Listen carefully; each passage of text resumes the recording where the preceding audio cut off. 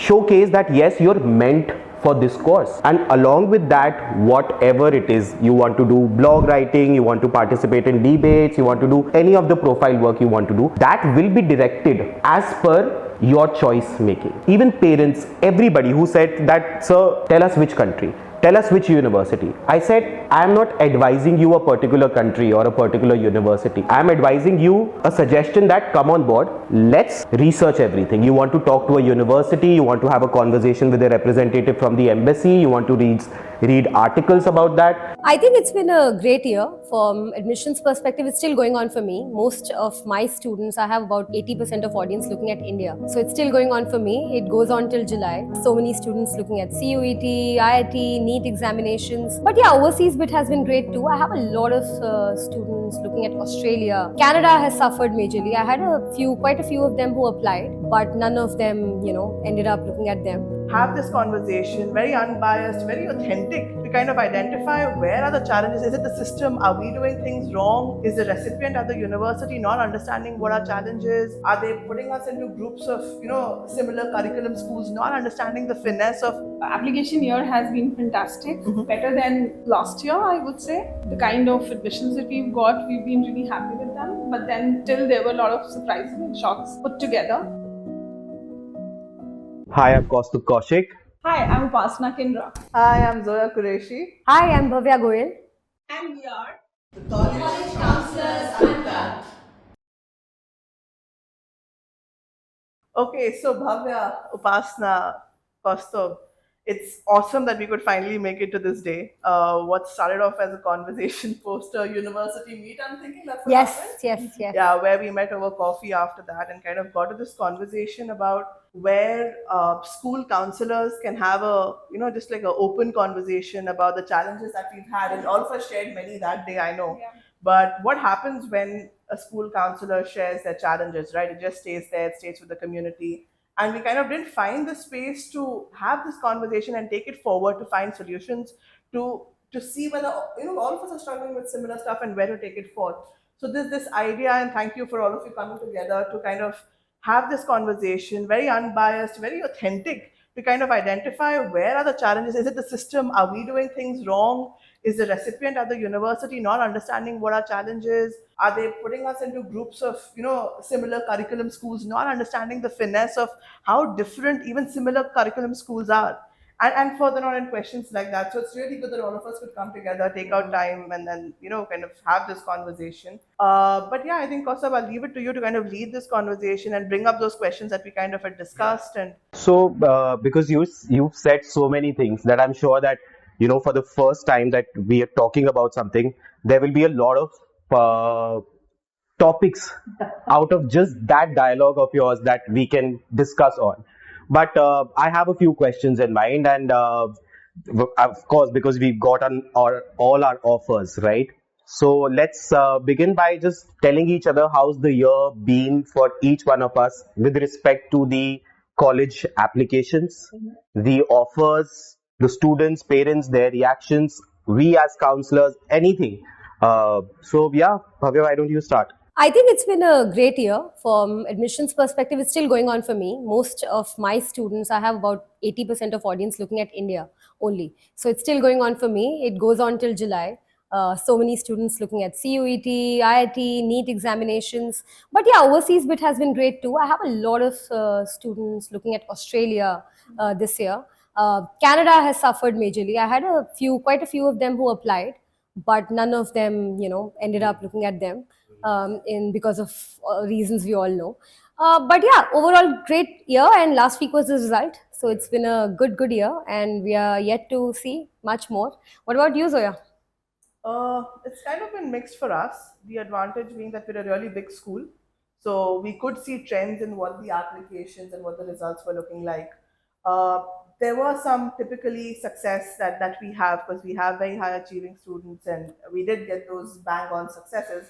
But we had certain challenges where there were great profiles not getting through any schools.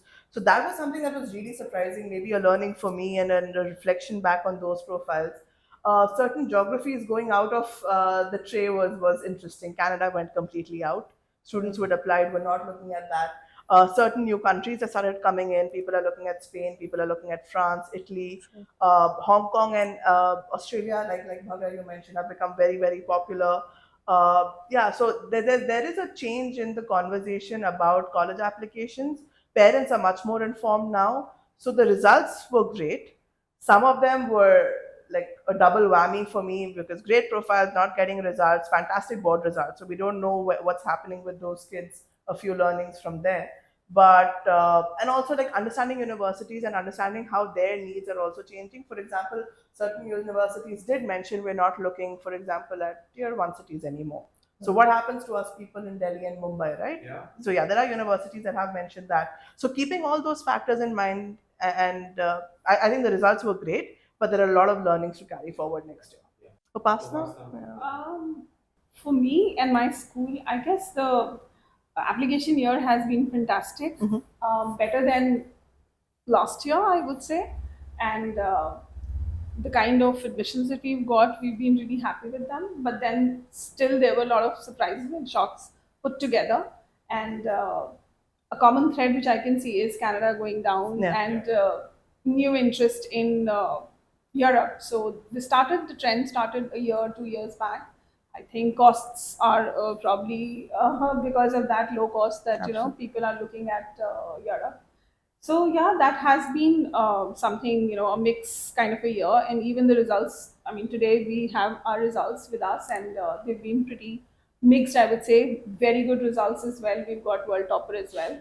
So looking at all of that, I guess it's been a mixed year and a lot to learn from what happened, and there were some cases where, like you said, very bright kids and very good profiles and not getting the top choice that they had, US specifically.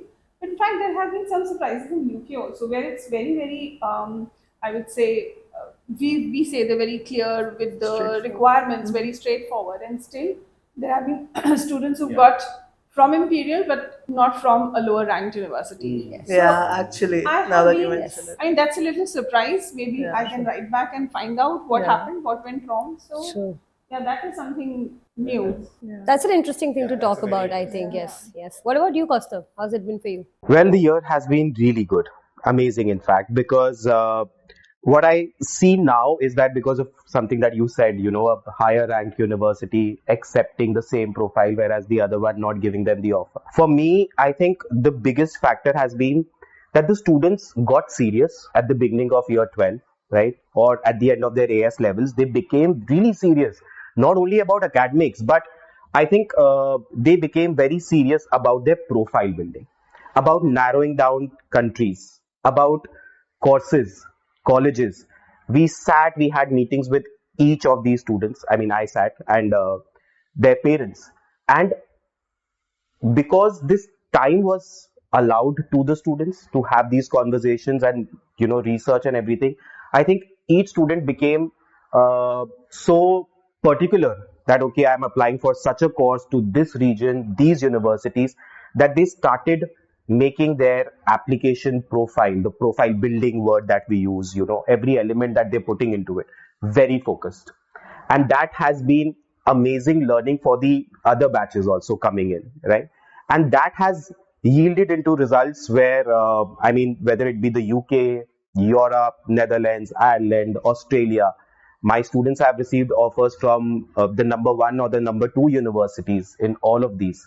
So that has set the pace to a volume where the students, teachers, parents, me as the counselor, we're all motivated and looking with hopes high for the coming applications. But that being said, Kaustubh, I think for all of us, this is one side of the coin, right? Where we've done everything right, where we've understood the students, their needs, the parents, the profile that kind of is going in and accommodating our college list accordingly. The other side, the university too has a demand. Do you think there's been a change from that side that we've not been able to kind of understand beforehand, before the application cycle, that some things have changed, some maybe expectations have changed, or the kind of pool that they've had has become so competent that even though they would accept students with, say, like in my case, like a 85 or a 90 earlier, but no one under a 95 has gotten through this year.